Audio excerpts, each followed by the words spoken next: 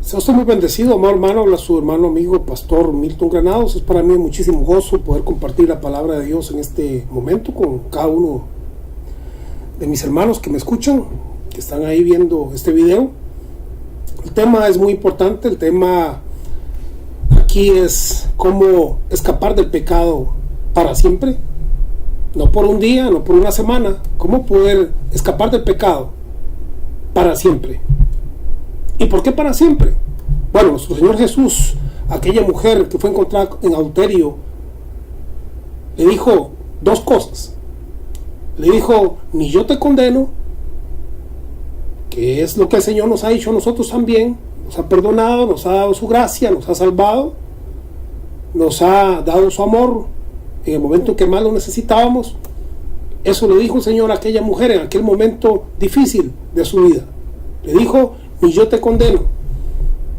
Pero también le dijo algo interesante. Hay dos grandes verdades aquí. Ni yo te condeno, y la otra gran verdad es, vete y no peques más. Hay dos leyes en la mente de la vida de todo cristiano. Una es su gracia y la otra es el pecado. La otra es aquella orden, vete y no peques más. De modo que estamos hablando acá sobre cómo escapar del pecado para siempre. ¿Cómo podemos dejar de ser pecadores para ser santos? Sí, es bastante interesante esto, porque Dios nos ha llamado a ser santos. Y no santos por un día, no santos por un fin de semana, no santos por una semana o por un año, no santos por algún tiempo en que hemos hecho sacrificios, donaciones, esfuerzos, ofrendas especiales, trabajos especiales, misiones, etcétera, etcétera, sino santos siempre. Ni yo te condeno, vete y no peques más. Esa es la palabra de Jesús que está en nuestros corazones, y de ahí que precisamente este estudio, que está dividido en varias secciones. Estamos hablando aquí de la introducción.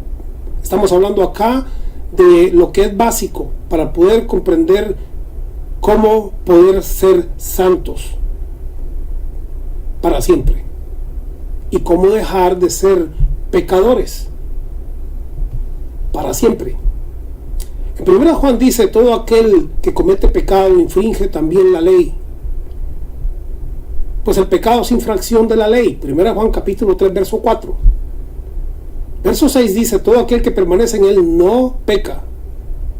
Todo aquel que peca no le ha visto ni le ha conocido. Entonces hay tres cosas que nos habla aquí en Juan. Hay tres verdades. Una, se nos habla de la ley. Dos, se nos habla del pecado, que es infracción a la ley. Y número tres, se nos habla de conocimiento. Quien peca infringe la ley, y quien peca ni la ha visto ni le ha conocido. ¿Qué tiene que ver el pecado con el conocimiento? ¿Será que tiene que ver con conoceréis la verdad y la verdad os hará libres? Ahora, una vez más, Jesús dice, ni yo te condeno, vete y no peques más. Y en este pasaje dice, todo aquel que permanece en él. Verso 6, 1 Juan capítulo 3, todo aquel que permanece en él no peca, no peca. Alabado sea Jesús. ¿Cómo no pecar? ¿Cómo escapar del pecado para siempre? ¿Cómo poder ser libres de Sodoma y de Gomorra? Así como Lot escapó de Sodoma y Gomorra. Sí, la mujer de Lot no pudo. Llevaba todavía las posesiones, todavía iba impregnada de Sodoma y Gomorra. Y en nuestra vida cristiana usted no puede venir impregnado todavía de Sodoma y Gomorra. Usted no puede todavía venir con el pecado colgando de sus ropas cristianas. Porque o somos santos o somos pecadores. Y para los pecadores está reservado el lago de fuego. Y para los santos está reservado el cielo. Entonces, o somos santos o somos pecadores. hemos recibido su perdón, estamos de acuerdo, amén, usted y yo lo hemos recibido, vete y no peques más. Esa es la palabra de Jesús. En Romanos capítulo 6, verso 1, se nos dice, ¿qué pues diremos? ¿Perseveraremos en el pecado para que la gracia abunde? Sí, aquí se nos habla de dos cosas bien interesantes que interaccionan una con la otra. Una es el pecado, y la otra parte que interacciona con el pecado, que es el polo opuesto del pecado, se llama la gracia. Dice la palabra acá, el apóstol, que cuando yo persevero, que cuando yo hago más pecado, la gracia tiene una reacción que hace sobreabunda. Entonces, se persevera en el pecado y la gracia crece, sobreabunda, envuelve al creyente. Ahora, cuando hablamos de gracia, podemos hablar aquí de algo que podría ser mal comprendido, porque la gracia es para vida, la gracia es para salvación, y salvación significa liberación de todo tipo de mal. La gracia es para libertad, en todo el sentido y en todos los ámbitos de la vida cristiana, libertad completa, no esclavitud al temor, ni al miedo, ni al Satanás, ni al pecado. La gracia es un regalo. La gracia mal comprendida viene a ser una desgracia. Una desgracia porque o la persona se siente sucia, se siente en pecado, no se ha dado cuenta porque no ha visto ni ha conocido y sigue pecando, porque todo aquel que permanece en él no peca, y el que peca no le ha visto ni le ha conocido. O la gracia puede ser una desgracia cuando la persona cree que encontró la gracia, y como yo encontré la gracia, entonces puedo, como cuando se va al confesionario, ¿no? Y te perdonan los pecados, que alguien le dice que eres perdonado, y entonces usted va pensando, dice, ahora sí, ya estoy libre, estoy con el saquito vacío, me voy a hacer esto y aquello porque ya estoy libre de pecado, ¿verdad? Entonces, esa es la gracia mal comprendida. Por eso es que la gracia no se recibe en la mente, la gracia se recibe acá en el espíritu. La gracia transforma nuestro corazón. Pero sí, la gracia reacciona como el bicarbonato al vinagre. El bicarbonato de sodio, cuando toca el vinagre, que significa vino agrio, comienza a espumear, comienza a crecer, tiene una reacción. Es como cuando usted vacía, por decir algo, una Coca-Cola en el vaso, usted ve el bicarbonato de sodio creciendo. Bueno, así es, similar, así es como el apóstol dice, perseveraremos nosotros en el pecado para que la gracia siga creciendo, para que la gracia sobreabunde. La gracia de Dios ha sido la solución y ha sido el regalo de Dios, la justicia de Dios para el hombre y para la mujer. Sin embargo, siempre ha estado en la mente del creyente, bueno, entonces como es por gracia, puedo ir a hacer esto, puedo ir a hacer aquello, puedo seguir perseverando en el pecado, porque en todo caso la gracia ya sobreabunda, ya ha crecido, ya me envuelve, ya me ha sido dada. Ahora el apóstol responde esto en el verso 2 y dice, en ninguna manera, porque los que hemos muerto al pecado, ¿cómo viviremos aún en él? Los que ya hemos muerto al pecado, esa es la gran afirmación y la gran pregunta. Los que hemos muerto al pecado, él se considera uno más, los que hemos muerto al pecado, ¿cómo viviremos aún en él? Sí, cuando hay un crimen en nuestra sociedad, la policía va a los récords y la policía no toca los récords de la gente que ha muerto. ¿Por qué? Porque ellos saben, por lógica, por las leyes naturales, ellos saben que el muerto no va a levantarse de la tumba y va a venir a cometer un crimen. Bueno, así como hay leyes en este mundo terrenal, hay leyes espirituales, hay leyes eternas, hay leyes inquebrantables.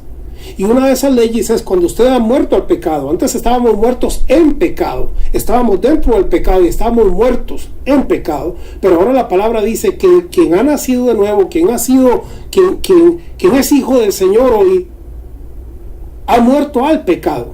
Hemos sido sepultados con Cristo. Y así como Él murió al pecado una vez para siempre, dice en Romanos, así también vosotros, considerados muertos al pecado, una vez y para siempre. Entonces, porque los que hemos muerto al pecado, ¿cómo viviremos aún en él? Sí, hay un ejemplo que es un poquito gracioso, pero yo creo que sí nos va a ayudar a entender estos dos pasajes que son claves dentro de todo este tema que queremos continuar y tocar, texto por texto. Tenemos esa graciosa ranita, ¿verdad? Como el coquí en Puerto Rico. En Costa Rica hay una ranita que le dicen blue jean, que es color azul rojo. Bueno, estaba viendo yo un documental precisamente de Costa Rica y cómo estas ranitas inician su ciclo de vida. El ciclo de vida inicia con un huevo que cae dentro del agua y esta criatura vive por ahí, tiene una colita y nada, no tiene patitas ni nada de eso, sino que tiene que estar bajo del agua en su primera etapa. Pero luego ella abandona el agua para transformarse en una rana o en un sapito.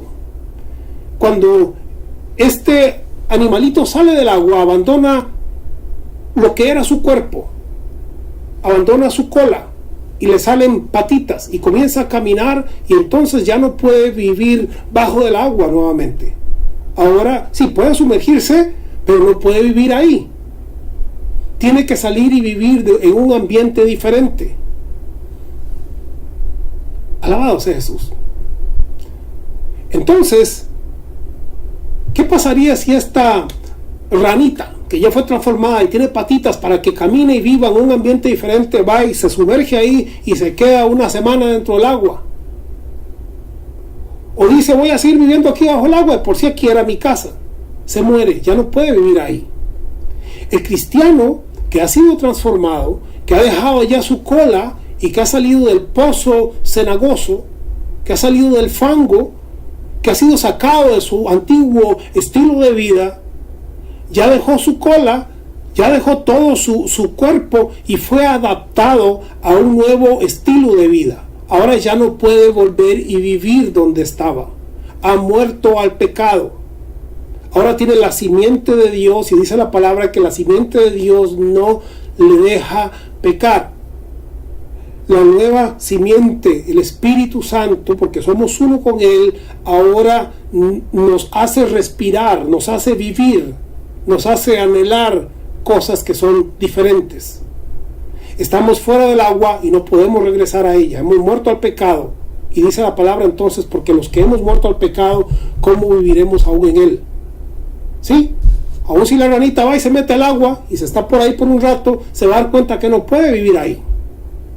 El creyente que ha sido transformado y nacido de nuevo, que ya no es un renacuajo, porque ya su cola fue quitada y su cuerpo y su vida pasada fue circuncidada en Cristo Jesús, este creyente, aunque vuelva al río de nuevo y se sumerja, se va a dar cuenta que ahí no puede vivir, que tiene que salir de ahí, porque esa ya no es su vida. No puede respirar bajo del agua, tiene que salir a respirar fuera, porque ha sido transformado. Es ahí donde el creyente debe de conocer y comprender la gracia eterna de nuestro Señor Jesucristo, y no juzgar por vista, no juzgar por lo temporal, no condenar al momento cuando el creyente viene y se tropezó y cayó en el lodo cenagoso. Va a salir, si ha sido transformado, si ya no es más un renacuajo, va a salir. Si ya no es más una oruga, va a salir, porque si fue transformado de un gusano a una mariposa, va a salir, ya no va a arrastrarse más, ya no va a caminar arrastrándose más, porque ahora ha sido llamado a extender sus alas, y él solamente puede vivir bajo estas nuevas leyes espirituales que gobiernan y rigen su vida nueva en Cristo Jesús. Ahora, esto es muy importante, son principios que usted y yo no podemos dejar de comprender para poder entender las bases de lo que posicionalmente somos en Cristo Jesús. Quizá en la práctica usted a veces sienta que no está volando, quizá usted sienta que apenas camina o que todavía se arrastra, pero eso es lo que parece. El apóstol dice que aunque como pobres pero enriquecidos, ¿verdad? Como perseguidos pero libres. Es todo lo que usted ve es una apariencia, pareciera, Pero la realidad no es esa, la realidad es la realidad que Dios dice que usted es. Y si usted es, eternamente hablando, bendecido, prosperado, sano, libre, si la Biblia dice que Dios le ha dado alas y que le ha transformado de una oruga a una mariposa, eso es lo que usted y yo somos en Cristo Jesús. Así es que yo le animo para que usted se dé cuenta de que usted ya no es más un gusano. Si hay un hermano que decía: Señor, soy el gusano de Jacob, yo sé que soy un inútil, yo sé que soy un pecador, yo sé que soy una persona sucia, pero aquí vengo ante tu presencia. No, eso no es lo que Jesús hizo. Lo que Jesús hizo es una persona santa, limpia, bella, hermosa en Él. Eso es lo que eternamente la palabra dice que nosotros somos. Pero solo cuando comprendemos estas verdades podemos realmente ser transformados. Porque si usted desconoce estas verdades, dice que aquel que peca es porque no le ha visto ni le ha conocido. Y si usted no le conoce, aunque usted fue transformado, usted va a querer estar siempre dentro del pozo cenagoso, porque usted no se ha dado cuenta que usted no puede vivir ahí, que ya usted murió al pecado. Y como usted no lo sabe, usted va a querer meterse otra vez, una y otra vez va a insistir en querer vivir donde ya no puede. Estoy hablando de la persona que ha sido transformada en Cristo Jesús. Solo cuando usted se da cuenta que no puede dar cosas contra el aguijón, que usted no puede pelear en contra de su creador, porque su creador le ha dado una nueva naturaleza. Y entonces ahora usted debe caminar conforme, de acuerdo a esa naturaleza gloriosa y santa que le ha sido dada en Cristo Jesús. Alabado sea Jesús. Bueno, este es solamente el inicio, solamente la introducción, porque necesitamos ir más profundo, de modo que queden bases eternas en su vida, de modo que usted conozca quién usted es, quiénes somos en Cristo Jesús, dónde están nuestros pies puestos eternamente hablando. ¿Somos pecadores o somos santos? ¿O somos medio inmundos y medio santos? ¿Qué somos? No. La palabra dice a los corintios: a los santificados en Cristo Jesús, llamados a ser santos. Posicionalmente usted ha sido santificado, eternamente hablando, y ha sido llamado a vivir fuera de ese pozo. Ha sido llamado a no vivir ya más como renacuajo, porque ya usted no lo es. Ha sido llamado a salir fuera de ese ambiente, porque usted tiene ahora un nuevo ambiente, una nueva vida espiritual. Usted ha sido llamado a no arrastrarse más, sino a extender sus alas en Cristo Jesús y alcanzar los lugares celestiales de bendición en nuestro Señor. Amén.